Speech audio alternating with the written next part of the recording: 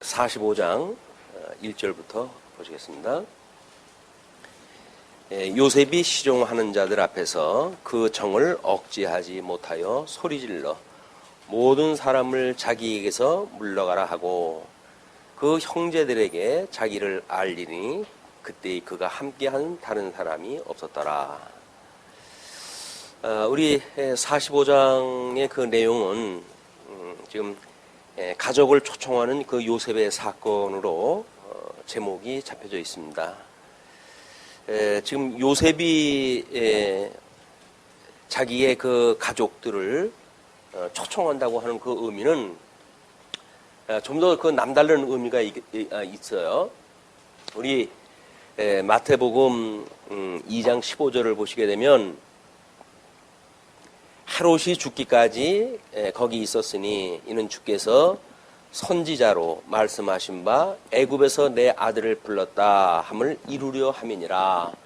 예수님이 애굽으로 이주한 사건을 구약 선지자가 내 아들을 애굽에서 불렀다라고 하는 그 말씀이 응하게 하기 위해서 이제 그랬다는 이야기거든요.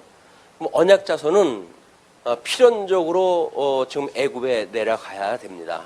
애굽에 내려가서 하나님께서 이제 그 가나안 땅을 약속을 했다 했는데 우리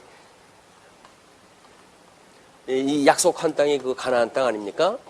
근데 가나안 땅을 약속을 받았던 이스라엘 백성들, 뭐 갈대아 우르에서 언약을 받았던 아브라함이 이제 애굽으로 우리 그 기근을 피해 가지고 내려갔던 사건이 있었어요. 그러니까 아브라함의 그 사건 이후에 지금 이삭은 애굽까지 내려가다가 그랄이라고 하는 지역에서 하나님께서 거기에 내려가지 마라. 내가 지시하는 땅이 있으면 내가 너희 그 자손에게 복을 주겠다. 이렇게 이야기를 해가지고 이삭은 여기까지 내려가질 않았습니다. 그러나 이제 야곱의 때거든요. 열조가 아브라함, 그 다음에 이삭, 그 다음에 야곱, 이렇게 이제 셋을 우리가 열조라고 하는데, 하나님께서 갈대아 우르에서 아브라함이 언약을 받고 가나안 땅에 내려왔다가 그 다음에 이제 이 기근이 심하기 때문에 애굽까지 내려가게 되죠. 자기 처를 자기 누이라고 이제 속였던 사건 뭐 이런 걸로 해가지고 그랬음에도 불구하고 하나님께 제물을 들려가지고 내보내는 사건이 이제 이 아브라함한테 만들어집니다. 그래서 조카 롯과의 이제 결별 사건이 그 이후에 있게 되어지는데, 이거는 언약 자손이 이 애굽까지 내려가는 것은 우리 하나님께서 에덴 동산에 아담을 들이시고 여기서 에덴에서 이제 복을 누리도록 이 땅에다 불러들이신 거 아니에요? 그럼에도 불구하고 하나님 앞에 불순종 허물을 해가지고 내쫓긴단 말이에요. 이게 세상이라고 그랬어요. 이게 세속. 이 세상으로 내쫓기게 되어지는데, 이 세상으로 내쫓기는 그 아담의 사건을 모형적으로 보여준 것이 지금 이 열조를 통해 가지고 이스라엘에 대한 섭리거든요. 그러니까 여기서 지금 아담이 에덴 동산에 내쫓겼던 사건을 이게 모형적으로 보여준 사건입니다, 이게. 그러니까는 아브라함이 이제 하나님 앞에 언약을 받고 갈대아 우르에서 언약을 받고 이 땅에 오지만 애굽에 내려가는 것은 필연적 코스예요. 왜? 이걸 지금 보여주는 사건이니까. 그래서 이제 그 열조들이 뭐 이삭도 또 뭐 내려가다가 이제 그랄에서 그건 멈췄지만 하나님이 그 이삭에게는 특별히 내려가지 말라고 지시를 갖다 내리거든요. 그 이야기는 아마 이제 그 이삭에게는 이제 그 야곱과 에서라고 하는 두 아들이 있게 되어지잖아요. 근데 이삭이 만약에 이제 뭐 허리에 그 아들들이 있을 때 여기까지 내려갔다고 한다면 에서도 야곱도 다 내려가는 걸로 이제 이게 보여져야 되지 않겠어요? 하나님께서는 그렇게 원치를 않으셨어요. 그리고 야곱에 대해 와가지고만 이제 이쪽으로 내려가게 되어진단 말이에요. 그것도 뭐 12아들 다 끌고 지금 내려가게 되어지거든요. 언약 자손이 이제 내려가게 되어지는 건데. 그래서 왜 하나님께서는 이삭은 그랄에서 멈추게 하셨을까? 라고 하는 것이 지금 에서와 야곱이라고 하는 사랑하는 자와 미워하는 자의 그런 대표적인 그런 그 사건, 어떻게 보면 언약 자손의 예정과 유기를 보여주는 그런 그 사건이기도 한데, 이삭은 막으시고 아브라함과 야곱은 애굽에까지 내려가게 하신단 말이에요. 그리고 이제 뭐 많은 선지자들은 애굽에서 내 아들을 불렀다라고 이야기를 또 해가지고 결국은 언약 백성이 여기까지 내려갔다가 올라오는 코스를 다 보여주셔요. 아마 이것이 뭐 이삭에게 보여줬던 야곱과 에서 사랑하는 자와 미워하는 자, 뭐 이걸 통해 가지고 야곱은 여기까지 내려가는 걸 보여주고 에서는 이제 아버지 이삭이 내려가지 않았으니까 애굽까지 안 내려갔단 말이에요. 그러면서도 불구하고 에서는 에돔 지역을 차지하고 이제 살게 되어지거든요. 에돔을 차지하게 되어지고 야곱은 내려갔다가 400년이나 이제 머물렀다가 올롬으로 해가지고 이제 이 애굽까지 내려왔던 역사를 겪게 되어진단 말이에요. 아마 그래서 이것이 하나님께서 어떤 욥기의 배경을 가지고 하나님이 사랑하는 자, 내가 야곱은 사랑하고 에서를 미워했다고 그러는데 사랑하는 야곱은 애굽까지 내려가서 400년이나 종로로 타고 올라와가지고 이 나라를 차지하게 되어지지만 에서는 그런 코스가 없이 여기서 그냥 누리고 살아요. 여기 에돔이라고 하는 나라를. 에돔이라고 하는 그 나라를 어차피 뭐 에서도 나라를 만들고 야곱도 이제 나라를 이루고 이렇게 살아가는데, 근데 왜 에서는 에돔이라고 하는 그런 그 나라를 세우지만 뭐 활 잘 쏘고 전쟁에 능하고 하니까 그냥 여기 찾아오고 산단 말이에요. 근데 야곱은 같은 나라를 위해 이걸 뭐 만들어 가지고 살게 되어지는데 애굽까지 내려 가지고 400년 동안이나 완전히 이제 그 종노릇을 하게 하신 뒤에 불러내신단 말이에요. 이것이 하나님이 사랑하시는가 미워하시는가에 대한 표징이에요. 표징. 그러니까 우리가 뭐 신약 성경에서도 끊임없이 그렇게 이야기가 되어지지만 언약 자손이 이 땅에 와가지고 십자가에 못 박아 죽으심을 당해야 되는 사건은 이건 필연적 코스입니다. 성경대로 죽으시고 성경대로 살아나는 것이 예수 그리스도의 사건이란 말이에요. 예수는 우리 예수 그리스도는 하나님과 동등됨을 취하지 아니하시고 사람의 모습을 입고 이 땅에까지 내려오셔가지고 급기야 십자가에 못 박아 죽임을 당하는 데까지 가시잖아요. 이것이 이 열조와의 언약을 통해 가지고 보여줬던 애굽으로 내려가는 사건입니다.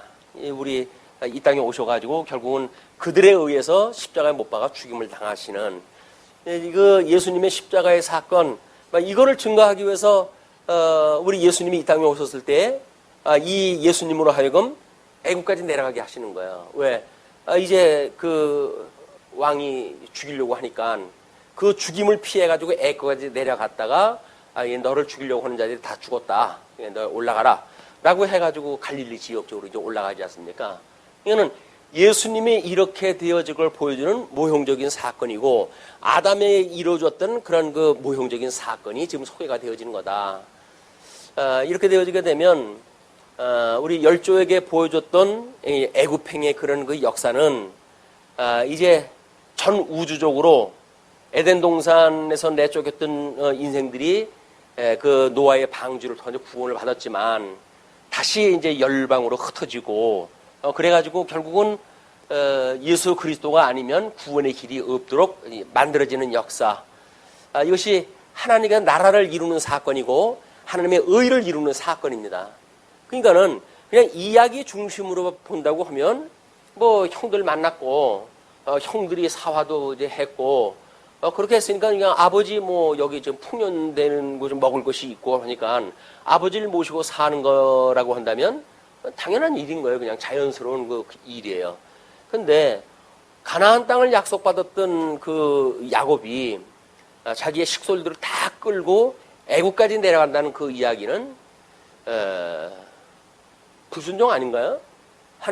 가나안 땅을 약속으로 주셨는데 그런데 어떤 그 만들어지는 상황이 내려가지 않으면 안 될 상황으로 만들어지고 모르겠어요. 이제 야곱이 자기 할아버지 때로부터 내려오는 그 약속을 붙들고 살았는지 이삭에게도 이제 그 애굽으로 내려가지 마라. 내가 지시하는 땅에 너희가 거하게 되어지게 되면 내가 복을 주겠다. 이렇게 약속이 되어져 있기 때문에 뭐 야곱이 그런 그 전통적으로 하나님의 뜻을 교육받지 않았겠습니까? 하나님의 뜻을 교육을 받았는데 물론 아브라함에게 이제 또 하나의 그 언약이 4대 만에 너희가 이 400년이나 여기서 종로로 살았다 해야 되겠다라고는 그 약속이 있었고, 이 아브라함의 자손들이 내려가 가지고 종로로 태야 되는 그런 그 언약의 내용은 야곱을 통해 가지고 실질적으로 12아들을 포함한 이걸 뭐 12아들을 포함되어진 걸 우리가 언약 자손이라고 이렇게 이야기를 하지 않습니까? 언약 자손. 이제 복수임에도 불구하고 우리가 자손이라고 하는 단수를 쓴다는 이야기는 바로 오실 예수님을 예표하는 사건이기 때문에 우리 이스라엘 그 백성들을 언약 자손을 단수로 표현한다 이렇게 이야기를 했습니다.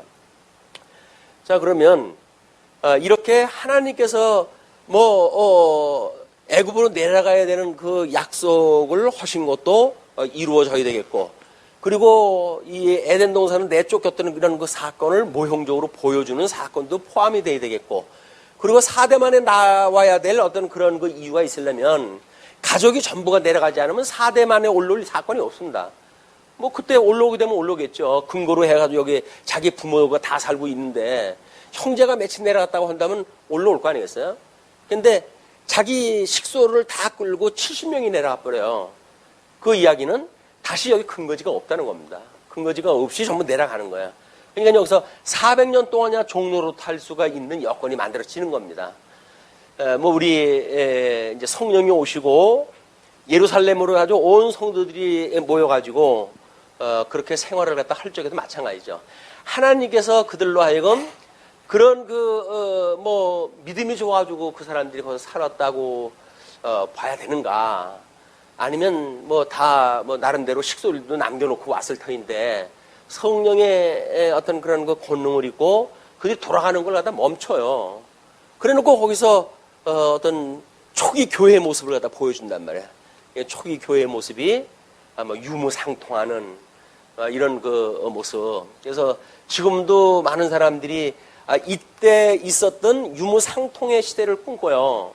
근데 많은 어떤 그 교파라든지 이런 데서 그런 걸 갖다 해가지고 공동체 삶을 자꾸 추구하고 만드는 것도 그런 원리입니다. 자기네들끼리 모여가지고 모든 그 의식주 문제 해결하고 우리 더불어서 이렇게 하나님의 아름다운 나라를 이루고 사는 것이 얼마나 아름다운고 뭐 이렇게 가지고 해요. 뭐 우리 뭐 유명한 이단들은 다 그런 코스를 갖다 밟지 않는가 싶은데, 근데 하나님께서는 여기서 충분한 복음을 깨닫게 하시고 하시는 역사가 뭐냐면 정말 흩어버리는 역사입니다. 주 70년 박해를 통해 가지고 이스라엘 백성들을 뿔뿔이 다 흩어지게 만들거든요.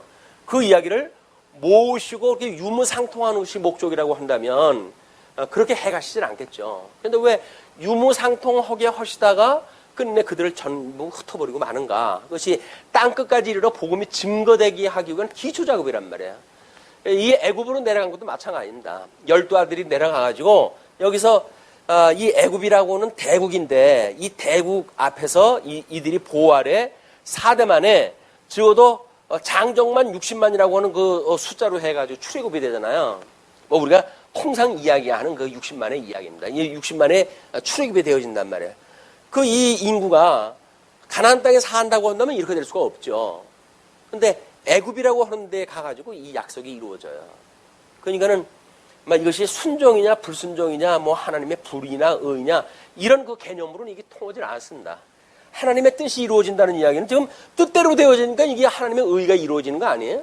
이게 하나님의 의가 이루어지는 그 역할에 애국까지 내려가야 되는 불순종이 포함되어지고 그거로부터 나와야 되는 하나님의 의의 역사가 이제 보여지기 때문에 이걸 범사를 통해서 예수 그리스도의 죽으심과 부활에 대한 이걸 전체적인 그런 그 표현이 여기서 있어지는 걸로 보여지기 때문에 우리의 삶에서도 뭐 범사에 감사하라 항상 기뻐하라라고 했을 때 그것이 어떤 부분적인 걸 놓고 그거는 감사하고 뭐 이렇게 되는데 감사하지 않을 여건들이 만들어지잖아요. 그럼 그때 우리는 범사에 감사라고 하는 하나님의 뜻은 뭔가 과연 그걸 놓치게 되어진단 말이에요. 그러나 우리 하나님께서 나가도 복을 받고 들어가도 복을 받겠다라고 하는 우리 이스라엘 백성들한테 주어진 그 약속이 있기 때문에 언약 백성이라고 하는 그거는 애굽으로 내려가도 복을 받는 사건이에요, 이게. 그러니까 에덴 동산에서 내쫓김을 받는 그 언약 백성들, 원래 복을 받기로 예정되어진 백성들은 이거는 복의 사건이에요. 근데 창세전서부터 유기하기로 예정되어진 자들이 있잖아요. 그들은 이것이 저주의 사건이에요. 그냥 예수를 믿는다고 하는 사람들은 모든 것이 복을 받기 위한 사건이고, 이 애굽으로 내쫓겨지는 사람들, 이 에덴 동산에서 내쫓겨가지고 결국은 세상에서 저주받고 복을 상실한 채로 살아가다가 끝날 지옥으로 가는 사람들은 아무리 누리는 것이 많고 뭐 세속적인 가치를 누리고 산다고 하더라도 저주인 거예요. 그건 항상 감사해야 되는 거 아닙니까? 범사에 감사하는 거 아니겠어요? 우리의 삶이 그렇다니까요. 무슨 일을 당해도 그거는 우리 하나님께서 복을 주시기 위한 이 과정이란 말이에요. 그러니까 적어도 우리가 이 복 있는 자라고 하는 이것이 예수 그리스도를 뭐 지칭하는 이야기죠. 근데 그 예수 그리스도 안에 우리가 한 몸이 이루어진 거 아니에요. 여자 팔자, 디웅박 팔자라면요. 신랑 예수 잘 만나가지고 우리가 예수님처럼 복 있는 사람의 우리가 아내로 살아간다고 그러는데 누가 뭐라 그랬어요? 사단이 아무리 뭐라고 하더라도 야, 내 남편이 예수 그리스도야 라고 했을 때 누구도 우리를 뭐 업수 여기거나 뭐 정죄하거나 할 수가 없단 말이에요. 왜? 우리 예수님이 대언자가 돼가지고 우리 하나님 앞에 얘는 내 아내예요. 내 사랑하는 자입니다. 라고 우리 하나님 앞에 보고를 하기 때문에 예수님 안에 있는 자마다 정죄할 자가 없는 거예요. 우리가 이런 그런 그 믿음의 어떤 전 영역적인 이런 그 믿음이라고 하는 개념을 파악이 되어져야 일이 일비하지 않죠. 뭐 조금 뭐 형편이 좋아지면 또 뭐 우리가 희희낙낙하고 조금 더 어려워지게 되면 또 코가 빠져가지고 하나님 뭐 이럴 수가 있어요, 저럴 수가 있어요. 이렇게 하는 우리가 하나님이 우리의 아버지인데 겨우 세상에다 만들어지는 조그만 어떤 조건의 변경으로 해가지고 아버지가 됐다가 뭐 그이가 됐다가 이렇게 될 수는 없잖아요. 우리는 뭐 아버지 부모님한테도 성질나면 뭐 그이가 그랬지 뭐 이렇게 이야기를 해버리는 게 인간 말종의 그런 사건들이란 말이에요. 근데 우리는 하나님을 아버지라고 했는데 우리한테 어떤 불이익의 여건 속에 우리를 넣었다고 해가지고 하나님 뭐 그러려면 호적에다 파십시오 이렇게 할 수는 없는 거 아니에요. 이미 창세전부터 예정하기로 되어진 우리들인데 그렇다고 한다면 우리가 범사라고 하는 항상이라고 하는 시간 세계 속에서 우리가 이게 항상이에요. 공간 세계의 이런 그 개념 속에서 이게 범사예요. 그런다고 한다면 시공간 속에서 우리가 하나님 앞에 이 예배를 갖다 하는 삶이라고 하는 것이 과연 뭔가? 이게 세상 사람들처럼 목전에 어떤 이익에 따라 가지고 이렇게 기뻐하거나 슬퍼하거나 이런 개념이 아니라는 거죠. 이런 어떤 심령의 평강을 누리고 하나님의 은혜를 깨닫고 이래서 전천후 하나님 앞에서 은혜를 깨달은 자로서 심령의 평강을 누리고 사는 것, 기뻐도 심령의 평강을 누려야 되고 또는 슬플 일이 닥쳐도 심령의 평강을 지킬 일이라고 하는 것은 이런 하나님을 우리가 믿어지기 때문에 그런다는 거야. 범사, 복 있는 사람들을 위한 모든 코스이기 때문에 하나님의 섭리이기 때문에 우리들한테 이루어지는 모든 일은 복을 받기 위한 거예요. 또 하나님께서 이미 미움받은 사람들은 그건 아무리 좋은 조건으로 뭐 나라를 이루고 사는 이런 그 에서의 후손들이라 할지라도 그건 하나님 앞에 저주란 말이에요. 복과 저주라고 하는 개념이 우리한테 들어와야 나가도 복을 받고 들어와도 복을 받고 하나님께서 어떻게 이런 복을 주셨나 이런 복을 가지고 우리가 살 거 아니겠어요. 그 복을 받았다고 하는 것이 거기에 우리 감정적인 그 우리 심령 상태가 뭐예요? 그게 행복한 거예요. 행복이라고 하는 것이 뭐가 행복입니까? 이 복이 받았다고 하는 걸 깨닫고 살아가는 게 행복 아닙니까? 근데 뭐 언젠가 우리 정말 초론 날 아마 강론에 그런 걸 이야기했던 것 같아요. 이 네이크로바의 이 꽃말이 뭐라 그랬어요? 행운이라 그랬잖아요. 세이크로바의 꽃말은 뭡니까? 예.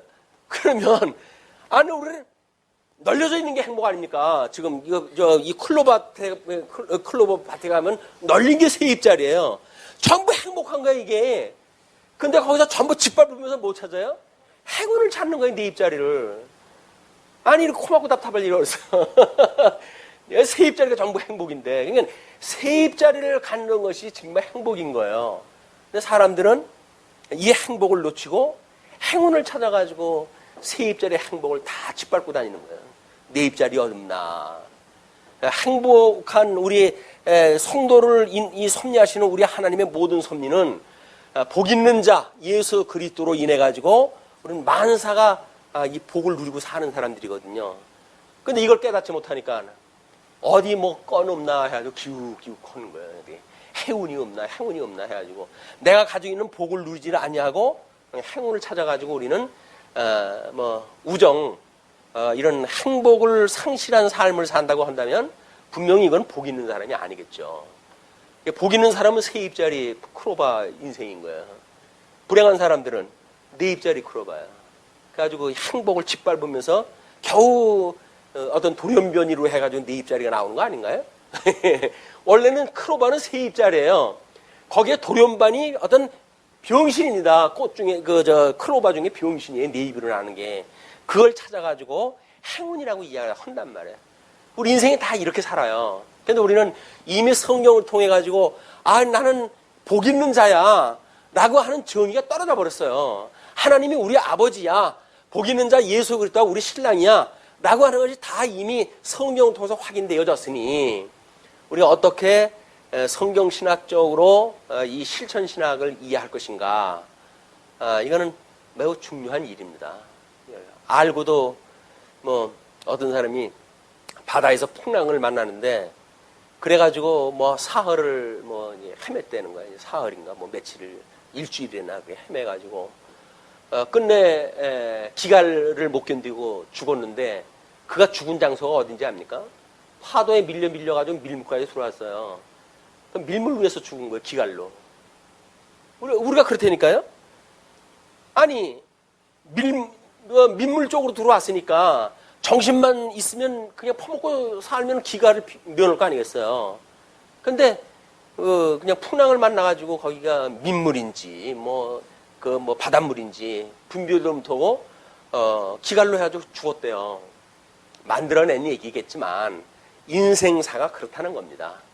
우리가 복 있는 자와 우리가 한 몸을 이루었고, 그래서 나는 죽어서 없고 내 안에 이 복 있는 자가 있습니다라고 한다면 우리는 복 있는 자들이에요.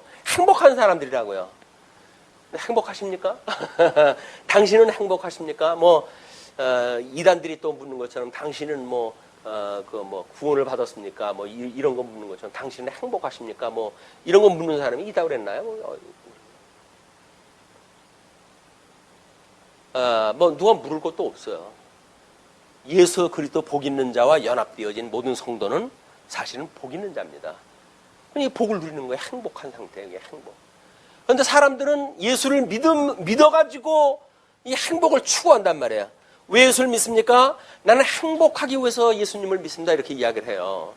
그러니까 하나님은 계시를 통해 가지고 이 계시를 통해 가지고 내가 너에게 이 복을 주었어라고 이야기하거든요. 그러니까 우리가 그걸 믿으면 우리는 복이 있게 사는 거야. 근데 많은 기독교인들은 어떻게 한다고요? 예수님을 열심히 믿어가지고 내가 행복해야지 라고 이야기했다 하니까 하나님의 이 계시의 의도고 어긋나 버리는 거예요. 그건 일반 종교가 추구하고 있는 행복관입니다, 이게. 우리가 예수님을 믿는다는 이야기는 나는 이게 복 있는 사람이에요. 어디서 다른 데 가서 찾을 것이 없어요. 그냥 내가 복 있는 사람이기 때문에 내 안에 복 있는 사람이 계시는데 우리 예수님께서 이 안에 너 있다 이렇게 이야기를 하는데 그분의 심장 소리가 사랑의 고백 소리고 근데도 불구하고 어디 복이 없나 해가지고 여기저기 해가지고 기웃기웃거리는 거는 이게 복을 갖다 아직도 우리는 못 찾은 거란 말이에요. 복 있는 자인지를 모르는 거예요. 그 복 있는 자인지를 모른다는 거는 우리가 이가 예수님을 믿는지 안 믿는지를 모른단 말이에요. 말은 우리가 예수님 믿는다고 그러죠. 근데 우정 어떻게 행복하십니까? 그러면 글쎄요, 열심히 행복을 우리가 추구하고 있습니다. 열심히 신앙생활 해가지고 행복하려고 추구하고 있습니다. 이렇게 이야기하는데 인본주의적인 기독교 사상입니다. 복을 추구하고 있는 사는 우리는 이미 하나님께서 언약이라고 하는 걸 복으로 주셨어요. 복으로. 우리는 이미 복으로 전부 이렇게 감싸 안겨 있는 거거든요. 왜? 예수 그리스도 안에 우리가 들어가져 있으니까 우리는 복 있는 사람이다. 행복하십니까? 행복하십니까? 여전히 글쎄요. 확신이 없어요. 내가 왜냐하면 지금 이 이야기를 지금 여기서 해주는 거란 말이에요. 이 이야기를 하는 거기 때문에 본문을 통해서 이걸 깨달아야 되는데 여기서 그 식구들이 다 내려갔댄다. 친구 이 형제들이 참 그렇게 기고만장하더니 그 야곱한테 어떻게 절을 갖다 했다더라라고 하는 그런 개인적인 그런 그 일보다는 하나님께 계시를 갖다 하시는 전면적인 그림을 가지고 본문을 들어가면 본문을 우리가 공부하는데 더 많은 어떤 그런 그 깨달음이 있지 않을까 이런 생각을 해봅니다.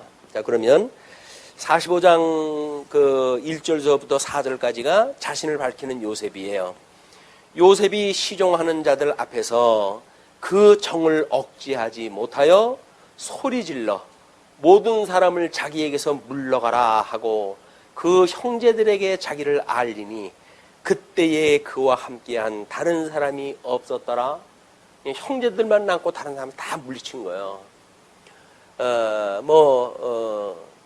히브리 사람인지를 요셉을 몰랐겠습니까? 이미 보디발한테 팔려갈 때서부터 이미 히브리인 걸 다 노출됐던 사람인데, 그러나 이제 국무총리가 어느 정도 되고 이렇게 됐을 때 이제 자기 어떤 직위를 유지하려면 그런 어떤 그 유지에 필요한 이제 그런 조건들이 있기 때문에 전부 내보내버려요.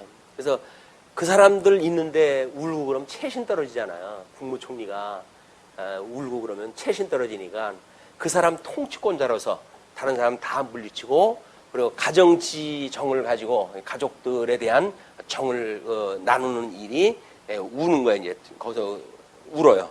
그런데 요셉이 큰 소리로 우니 애굽 사람에게 들리며 바로의 궁중에 들리더라. 이 사건이 무슨 사건이냐라고 할 정도의 이제 그런 어떤 여건을 남겨놔요. 왜냐하면 이제 그건 나중에 가족들이 전부 내려오고 무슨 일이냐 이렇게 했을 때 이만저만 했습니다라고 했을 때 바로의 마음을 하나님께서 움직이기 시작하는 작업을 이거로부터 시작을 한 거지요. 지근거리에 있는 하인들은 다 내보내놓고 그래놓고 이제 가족과의 정을 나누고, 그러나 이미 자기 가족들 바깥으로 내보낸 사람들, 그 사람들은 애굽 사람들 아니에요? 그 사람들은 여기서 복 있는 사람과 저주 받은 사람들로 구분되어지는 거죠. 이 복 있는 사람들끼리 만나가지고 지금 가족의 정을 나누고, 이 사람들은 전부 내보내고, 이렇게 해가지고 이제 가족의 만남의 시간이 이제 벌어지는 겁니다. 3절에 요셉이 그 형들에게 이르되 나는 요셉이라 내 아버지께서 아직 살아 계시니까 형들이 그 앞에서 놀라서 대답하지 못하더라. 기가 막힌 일이죠. 이건 꿈에도 이런 일은 상상도 못했던 일이 벌어진 거예요. 우리는 성경을 통해 가지고 이미 답을 다 알고 있잖아요. 근데 왜 이런 기가 막힌 이야기를 듣고도 아무런 우리는 감각이 없을까? 다 알고 있잖아요, 우리가. 정답을 이미 어려서부터 성경을 읽으면서 다 알고 있었던 일이기 때문에 다 알고 있는 일에 놀랄 일이 뭐야? 이렇게 돼버린단 말이에요. 그러나 이때 이 형제들은 전혀 생각지 못했던 일들이 벌어진 거예요. 우리가 깨달음이라고 하는 거는 생각지도 못했던 거라고 하는 그런 자기의 어떤 그런 변화로부터 만들어지는 거거든요. 난 다 알고 있었던 일이야. 그래가지고 김 빼놓는 거예요. 이제. 영화 볼 적에 옆자리에 앉아가지고 먼저 본 사람이 앞에 나올 장면들 다 이야기해주고 긴장감 떨어뜨려 놓고, 그래 놓고 저 다음에 안 줘, 염려마. 이래가지고 긴장을 해가지고 죽을까 아니까 해가지고 긴장을 해서 보는데 옆에 앉아가지고 초치는 거야. 안 줘. 쟤 누가 나와가지고 구해준단다? 이래가지고 해버린단 말이에요.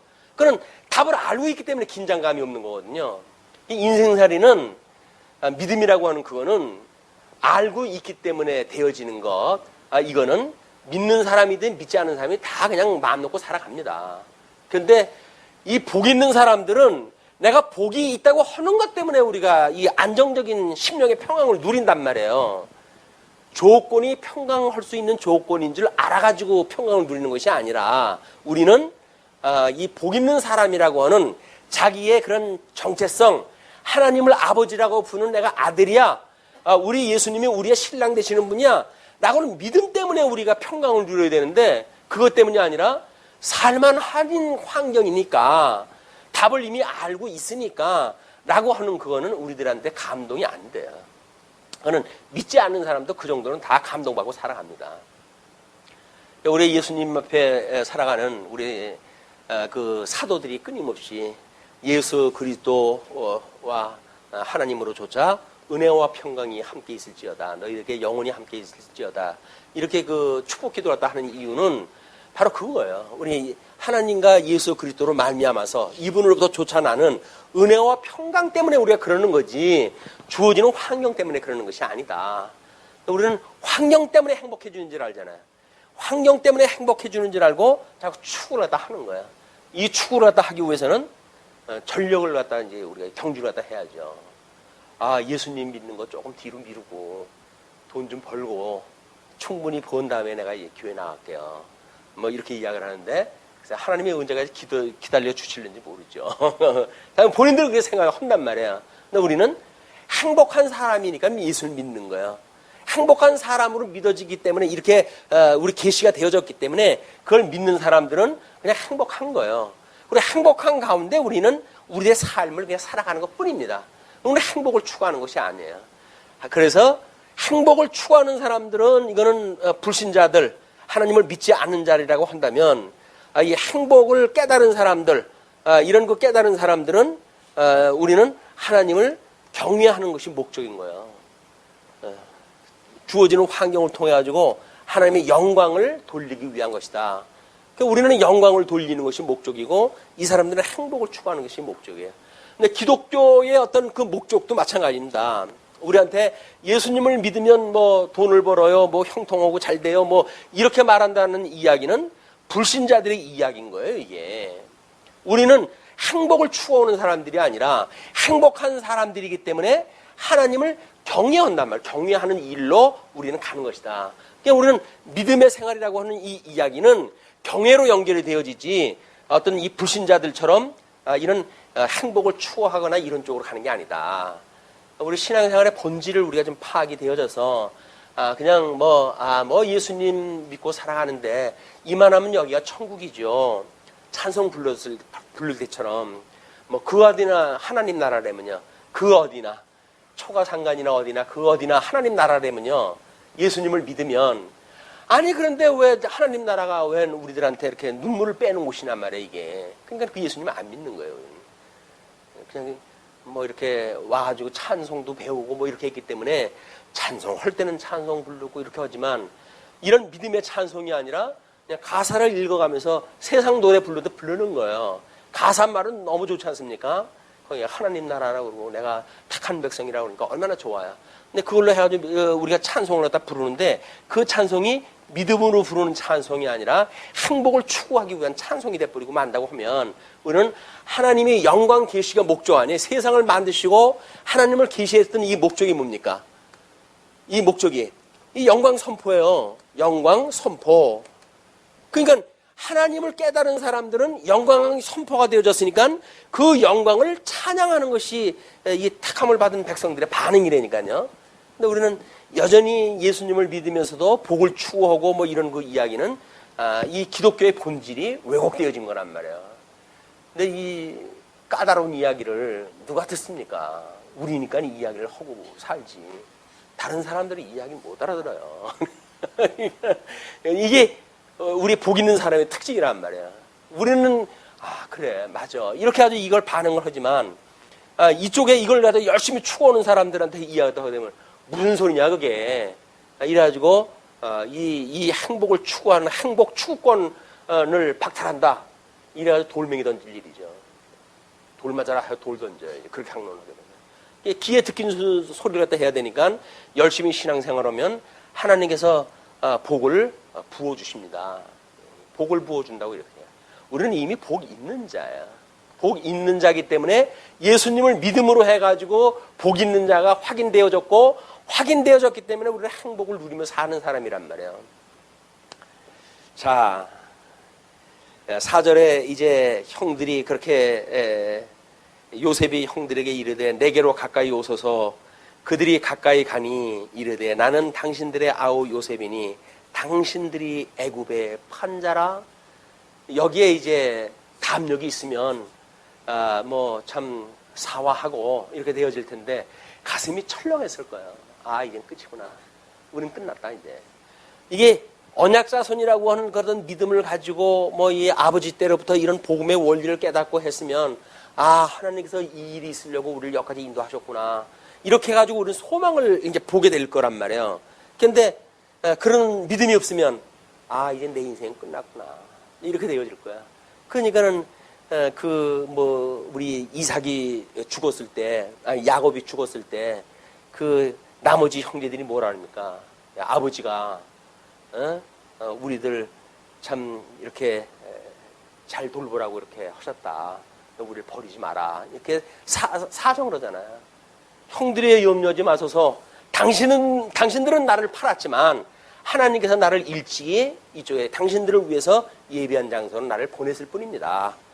여러분들을 내가 손 안 댈 테니 염려하지 마시오. 이렇게 이야기를 하잖아요. 그러니까 언약자손이라고 하는 것이 하나님께서 그렇게 섭리를 갖다 해간 걸 모르고 그냥 이렇게 살아가는 거예요, 지금. 그냥 언약자손이니까 그렇게 살아가는 겁니다. 이게 모형적으로 보여주는 사건이지만 우리 둘째 아담이신 예수님이 언약자손으로 해가지고 이 땅에 오셨고 이분은 이미 구약 성경을 통해 가지고 성경대로 죽으시고 성경대로 사시니까 이런 모든 지혜가 있으신 분 아니에요? 이분의 그 지혜를 우리가 듣는 것, 이것이 복음이란 말이에요, 복음. 이제 우리는 적어도 복음을 깨달으니까 비록 구약 성경을 읽지만 성경대로 죽으시고 성경대로 살아나신 예수님에 대해서 이미 알고 예수님 안에서 이걸 재해석을 해가지고 복 있는 자로서 어떻게 해석을 할 것인가 하는 것이 이제 우리들에게 주어진 과제라고 보여집니다. 자, 그러면서 요셉이 이제 5절서부터 8절까지 형들을 향한 요셉의 용서와 위로가 있게 되죠. 당신들이 나를 이곳에 팔았다고 해서 근심하지 마소서. 한탄하지 마소서. 하나님이 생명을 구원하시려고 나를 당신들보다 먼저 보내셨나이다. 바로 뒤에서 이야기를 하다 하는군요. 그 야곱이 죽었을 적에도 이야기가 또 나오죠. 그래서 이거는 지금 야곱이 죽었을 때와 살았을 때 똑같은, 요셉은 똑같은 이야기를 갖다 해요. 근데 형제들이 받아들이는 감각은 전혀 다를 겁니다. 왜? 지금은 뭐 야곱이 살아있는데 네가 나를 갖다 죽이랴. 그러면 우리 아버지가 그 백골이 슬퍼할 텐데 네가 우리를 죽일 거야. 뭐 이런 생각을 가질 수도 있겠죠. 그럼 만약 요셉이 죽었을 적에는 야곱이 죽었을 적에는 글쎄 이렇게 되어질 거란 말이에요. 이런 그 어떤 심리적인 변화도 믿음의 여정을 우리가 살펴보는데 도움이 될 것 같습니다. 이 땅에 2년 동안 흉년이 들었으나 아직 5년은 밭갈이도 못하고 추수도 못할지라 하나님이 큰 구원으로 당신들의 생명을 보전하고 당신들의 후손을 세상에 두시려고 나를 당신보다 먼저 보내셨나니 그런즉 나를 이리로 보낸 이는 당신들이 아니요 하나님이시라. 하나님이 나를 바로에게 아버지로 삼으시고 그 온 집의 주로 삼으시며 애굽 온 땅에 통치자로 삼으셨나이다. 이게 적어도 요셉이 가지고 있던 신관이에요. 신관. 우리가 하나님을 아버지라고 부른다고 한다면 어떤 지경에 있다고 하더라도 복 있는 자가 우리가 그 형편에 처했다고 한다면 이런 그 믿음으로 반응이 보이겠죠. 하나님이 나를 이쪽으로 보낸 것은 하나님의 이 복을 깨닫게 하시기 위한 조건입니다. 뭐 우리 옆에 있는 뭐 사람들이 있다고 한다면 형제여 자매여 염려하지 마소서 뭐 이렇게 위로를 갖다 해가지고 복 있는 자로서 우리는 믿음을 주고 담대한 믿음으로 살아갈 수가 있는 것이 아닌가. 그렇지 않다고 한다면 같이 코 빠져야죠 뭐. 자, 이제 그렇게 하면서 그런즉 이제 8절 9절로부터 15절까지 야곱을 모시고자 합니다. 당신들은 속히 아버지께로 올라가서 아뢰기를 아버지의 아들 요셉의 말에 하나님이 나를 애굽 전국에 주로 세우셨으니 지체 말고 내게로 내려오사 아버지의 아들들과 아버지의 손자들과 아버지의 양과 소와 모든 소유가 고센 땅에 머물며 나와 가깝게 하소서. 이미 고센 땅을 소유로 한다고 하는 것을 요셉이 지금 먼저 발을 놨다 해요. 요셉이 고센 땅. 이 요셉의 생각, 의중에 든 땅이에요. 나중에 이제 우리 야곱이 야곱이 나머지 이제 70명이 내려왔을 때 물어보잖아요. 그 물어볼 적에 그들이 선택하는 이 땅이 되어지는 것이 야곱의 이 계획에 의해서 지금 되어진다는 겁니다. 자, 그러면서 흉년이 아직 5해가 있으니 11절 내가 거기서 아버지를 봉양하리이다.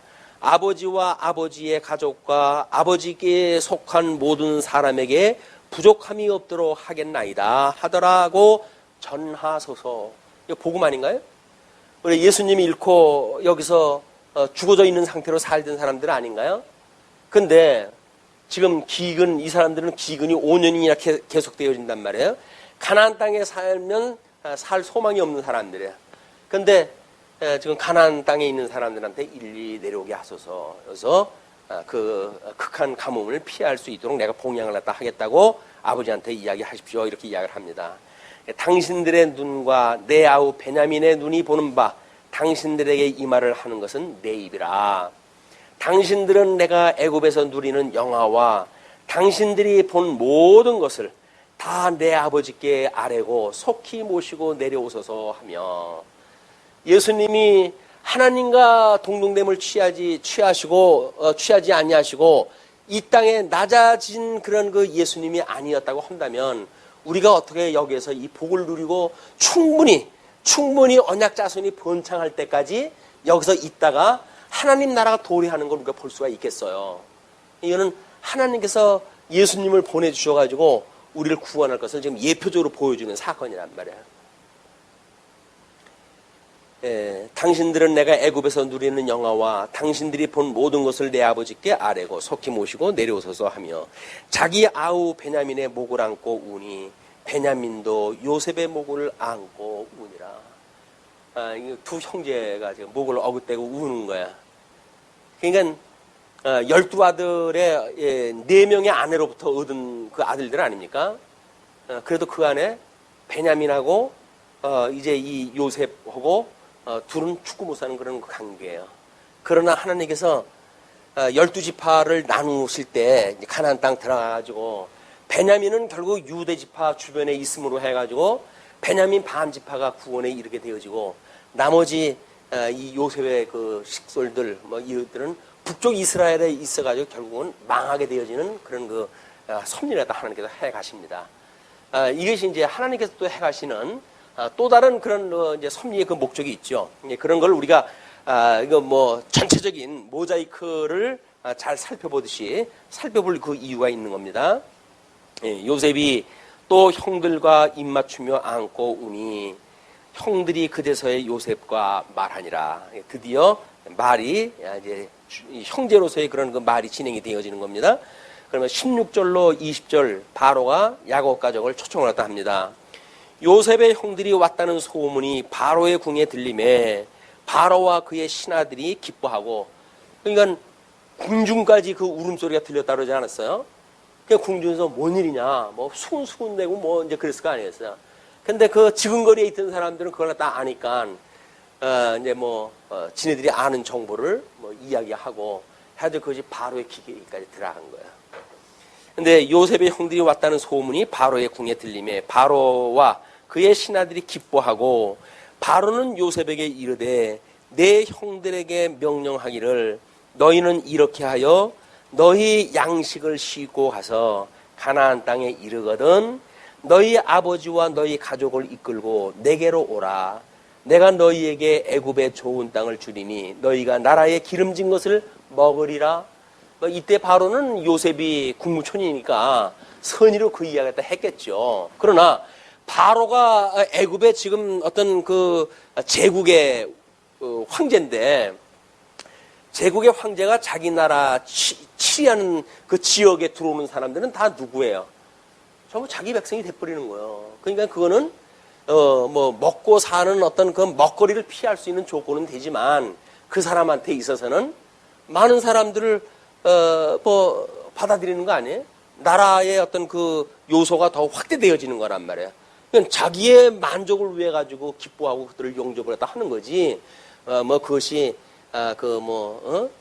요셉의 그런 백성들을 특별히 사랑을 하거나 이런 그 관계가 아니라 이 애굽이라고 하는 대국을 이미 다스리는 사람의 그런 그 속성상 그런 것이 있어요. 그러니까 어떤 것도 먹거리를 놓을 이유가 없죠. 요즘 미국이나 이런 그 대국이 어떤 정책을 피고 이런 것들을 보게 되면 조그만 나라들 이런 것도 결국은 거기에서 뭔가 자국의 이익이 있는가라는 걸 따라가지고 거기서 원조도 해주고 별 이야기를 다 하는 거지 생기는 거 없으면 그 사람들 쌩깝니다.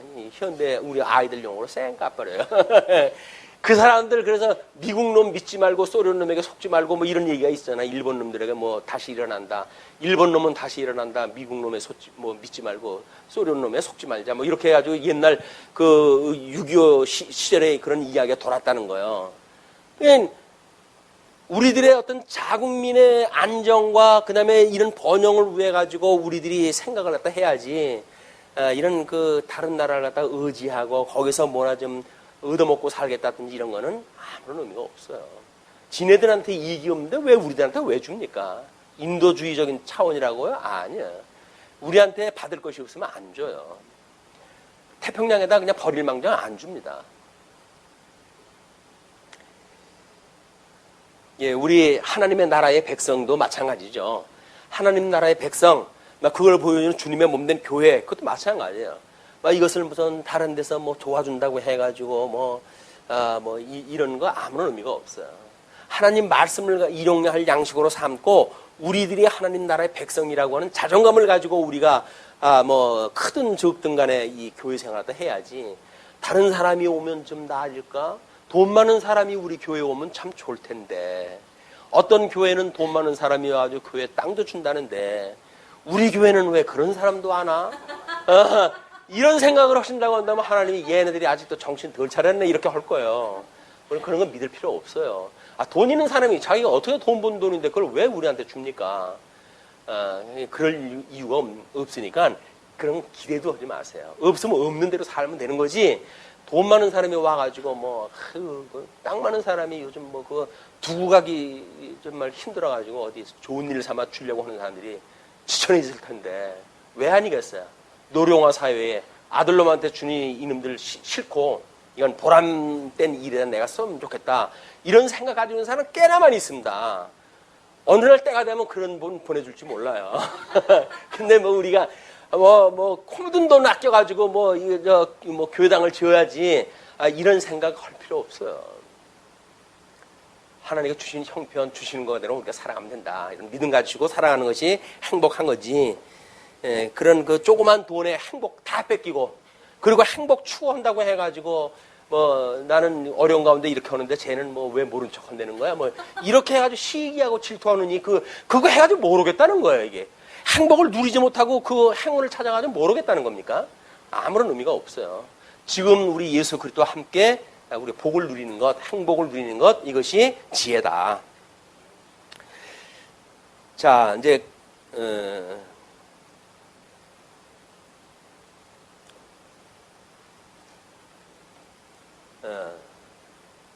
18절까지인가요? 예? 이게 언제 넘어갔나? 예. 아버지의 아들들과 아버지의 손자들과 아버지의 양과 소와 모든 소유가 고센 땅에 머물며 나와 가깝게 하소서. 이건 아까 읽은 건데. 19.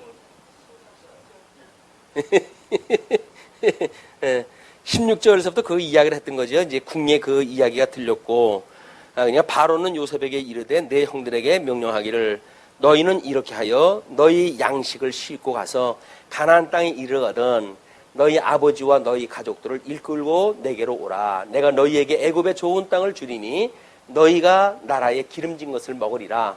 이제 명령을 받았으니 이렇게 하라. 너희는 애굽 땅에서 수레를 가져다가 너희 자녀와 아내를 태우고 너희 아버지를 모셔오라. 그래가지고 무슨 버스예요 이거? 그랜저 버스인가요? 엄청난 아주 수송하기 좋은 그런 수레를 갖다 보냅니다. 그때 수레라고 하는 거는 보통 세단이 아니에요. 리무진 버스에 해당되는 그런 걸 보낸 거예요. 또 너희의 기부를 아끼지 말라. 온 애굽 땅에 좋은 것이 너희 것임이니라. 이거에 쏘으면 안 되는 거예요, 이게. 이래가지고 이거에 쏘갔다가 나중에 종이 돼버립니다. 그 사람들이 종이 돼버려, 이 사람들이. 그때만은 뭐 좋은 생각으로 했겠죠. 그러나 짐승 권세의 속성상 우리들한테 결국 좋은 것을 주질 않는다. 키워가지고 언젠가 잡아먹으려고 하는 그런 그 속성이 있다고 하는 걸 늘 염두에 두셔야 돼요. 세상 짐승 권세가 마찬가지예요. 짐승 권세가 교회에다가 뭔가 좋은 소리로 뭘 한다. 그 이야기는 언젠가 교회를 핍박하려고 하는 그런 저희가 있는 거예요. 근데 그거를 정치 권세에다 빗대가지고 뭔가 이렇게 한다는 이야기는 이건 하나님을 믿는 것이 아니라 불신의 그런 현상들이다. 21절에서부터 28절까지 귀함과 보고와 야곱의 반응을 이제 소개가 되어지는데요. 이스라엘의 아들들이 그대로 할세 요셉이 바로의 명령대로 그들에게 수레를 주고 길 양식을 주며 또 그들에게 다 각기 옷 한 벌씩을 주되 베냐민에게는 은 300과 옷 5벌을 주고 그가 또 이와 같이 그 아버지에게 보내되 순하기 10필에 애굽의 아름다운 물품을 실리고 암나기 10필에는 아버지에게 길에서 드릴 곡식과 떡과 양식을 실리고. 그런데 가자마자 모시고 올 거 아닌가요? 근데 이걸 왜 보내는 거죠? 지금 이거는 요셉이 자기 아버지한테 자기가 국무총리가 되어졌다고 하는 또 하나의 증거예요. 이제 또 하나의 증거를 통해 가지고 형들이 가가지고 빈손으로 가가지고 그 요셉이 살았는데 국무총리가 됐습니다. 내려오라고 그럽니다. 그러면 아버지가 한 번 속지 두 번 속습니까? 그동안에 한 일들을 알고 있는데 이 자식들이 이게 이제 나비까지 팔아먹으려고 그러네. 이런 생각을 갖고 안 믿을 거예요. 그러니까는 바로 내려올 그런 그 일이지만 거기에서 징표를 갖다 보내는 거죠. 징표. 당신의 아들이 국무총리가 되는 게 맞습니다. 그 이야기죠. 그 예수님이 이 땅에 오셔가지고 당신이 하나님 나라에서 온 그리스도라고 하는 걸 증표로 보여주는 사건들이 뭐예요? 그게 전부 표적의 사건들이고 전부 그런 거란 말이에요. 근데 그걸 알아봤던 사람들이 뭘로 예물 바쳐요? 그 예물 바치잖아요. 유황과 그 몰약과 이런 걸로 예물을 바치잖아요. 그것이 하나님의 아들 메시아라고 하는 거를 고백을 하는 증표란 말이에요.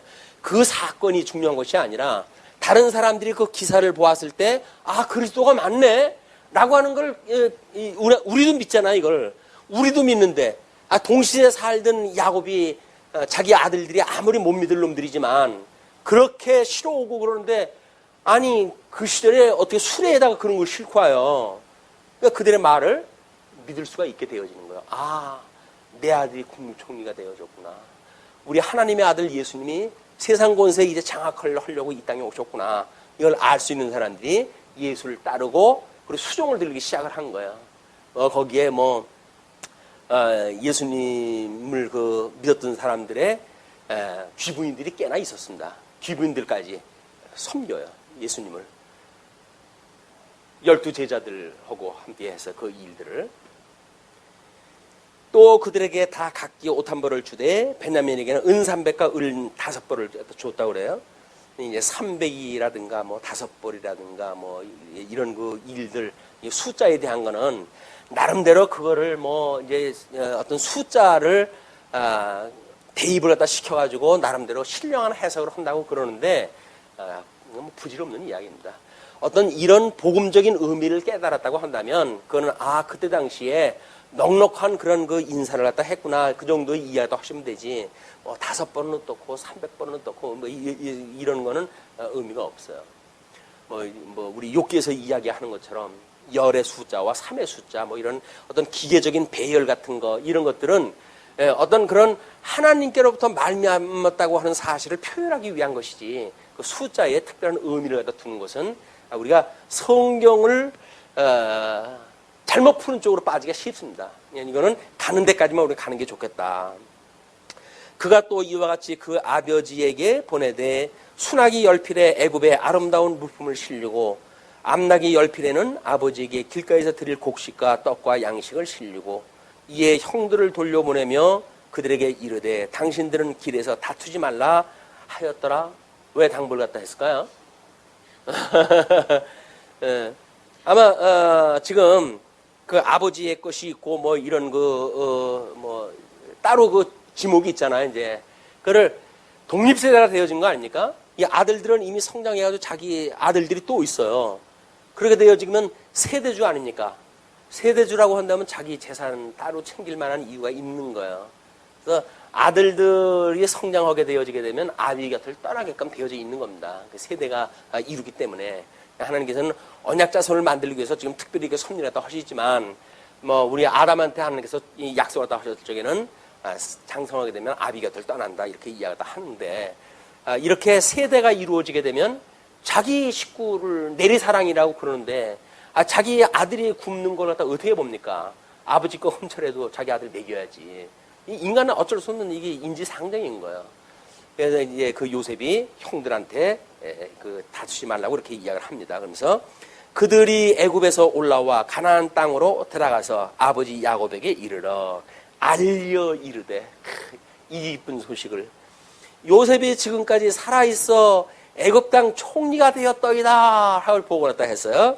야곱이 그들의 말을 믿지 못하여 어리둥절하더니 믿지 못하죠. 몇 년을 지금 그 뭐 자식을 잃어버렸다고 해가지고 상심하고 살아왔는데 이것들이 또 이제 와가지고 뭐 요셉이 살았다고 지금 그러네. 이걸 어떻게 믿어요?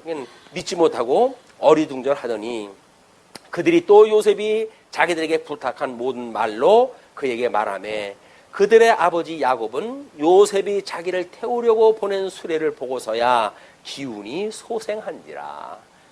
낙담을 했던 것이 분명해요. 이게 또 이놈들 수에 또 말려가지고 또 이제 무슨 새로운 고생길이 시작되는구나. 이 뭐 가지 많은 나무고 바람 잘 날 없다고 12명 뒀더니 하나는 죽어버렸고 또 하나는 담보로 잡혀버렸고 이 10명밖에 안 남았는데 이것들이 또 무슨 때를 쓰려고 와가지고 뭐 요셉이 살았다고 이 이야기를 하나. 그래가지고 이제 그냥 뭐 속에 아마 낙담이 됐던 것 같아요. 근데 그 수레를 보고 뭐 이제 이런 상황을 판단을 갖다 하고 보니까 기운이 소생을 갖다 해요. 참 인간 생각이 어떻게 이런 그 형편 좋다고 금방 낙담했다가 금방 소생이 되어져가지고 소생이 되는 그 얼굴빛이 어떻게 표현됐는지 그것 좀 표현이 됐으면 좋겠어요. 그냥 아마 만연했을 거예요. 그냥 웃음꽃이 만발했다 해가지고 이스라엘이 이르되 조카도다. 이제 말로는 그렇게 해야 돼. 조카도다. 내 아들 요셉이 지금까지 살아있으니 내가 죽기 전에 가서 그를 보리라 하니라.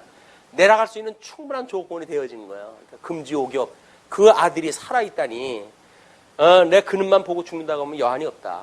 애굽 아니라 지옥이로 내가 내려가마. 이제 그런 마음이 생기는 거죠. 근데 정말 거기가 이제 그런 믿음이 없다고 한다면 못 내려가죠. 네가 대신 가서 양식 싸와. 난 못 가. 이렇게 할 바인데 자기 아들이 살아있는 것이 뭐 국무총리가 됐다고 이야기를 하니까 그냥 기운이 솟는 거예요. 솟아가지고 뭐 그때는 뭐 기분 좋을 때니까 무슨 말인지를 못하겠어요. 내가 지옥이라도 가마 이렇게 이야기를 하죠. 정말 지옥 가라고 그래 보십시오. 이놈들이 그냥 못하는 소리가 없다고 난리 칠 거 아니겠어요? 그러나 내가 가리라 이렇게 이야기를 합니다. 막 이래가지고 이제 이 야곱 가문의 애굽 이주의 대 이주 사건, 이민 사건이 이제 만들어지는데 그것이 단시간적으로 보게 되면 비극의 어떤 그 가뭄을 피하는 어떤 극적인 사건이기도 하고 시간이 가면서 나름대로 이제 어떤 그 민족적 비극의 사건이 되어지는지 그러나 궁극적으로 해가지고는 또 어떠한 하나님의 의를 이루는 사건이 되어지는지 거시적으로 보게 되어지게 되면 우리가 눈앞에 보이는 것 때문에 일이 일비할 이유가 없다. 하나님께서 이렇게 장거리로 봐야 돼. 길게 통시적으로. 그냥 무슨 어떤 어려운 일이 당할 적에도 위로를 갖다 할 때 인생 다 산 거 아니잖아. 기다려봐. 믿어봐. 참아봐. 이렇게 위로를 갖다 할 수 있는 것이 긴 거리를 볼 수 있는 사람의 이야기란 말이야. 그래서 젊은 사람들은 경험이 없으니까 아이고 이건 뭐 세상이 꺼지고 하늘이 꺼지는 것 같은 이런 그 낙담을 갖다 할 때가 되잖아요. 왜? 경험이 없으니까. 그럴 때 인생을 뭐 파란만장한 삶을 사는 그런 그 인생의 선배가 다 인생사 그렇게 좋은 일이 있으면 나쁜 일이 있고 막 그것이 필시 우리가 복 있는 자라고 한다면 하나님 좋은 일로 인도해 가시기 위해서 주신 걸 거야. 그러니까 낙담 오지 말고 기도하며 기다려보자. 하나님 앞에 그렇게 우리가 기도해보고 기다려보자. 이렇게 위로할 수 있는 지혜가 만들어지잖아요. 그래도 우리가 지혜자라고 하는데, 지혜자가 젊은 사람이 그냥 낙심 온다고 해가지고, 네가 낙심 오면 난 두 배나 낙심 오지. 내가 이 나이에 뭐로 하냐. 네가 힘을 내야 내가 뭘 갖다 할 텐데 네가 낙심 오면 어떡하냐 해가지고 거기에 매달려가지고 이거 우리가 하게 되면 이것도 이제 이거 우리 나이 많은 사람으로는 체면이 안 서는 이야기란 말이야. 우리가 이 인생 경륜, 예수를 믿는 이런 그 경험이 있다고 한다면 그런 일이 있을 때 위로해 줄 수 있는 이런 지혜가 있으면 좋겠다라는 생각이 듭니다. 말씀 줄이죠. 기도하시겠습니다.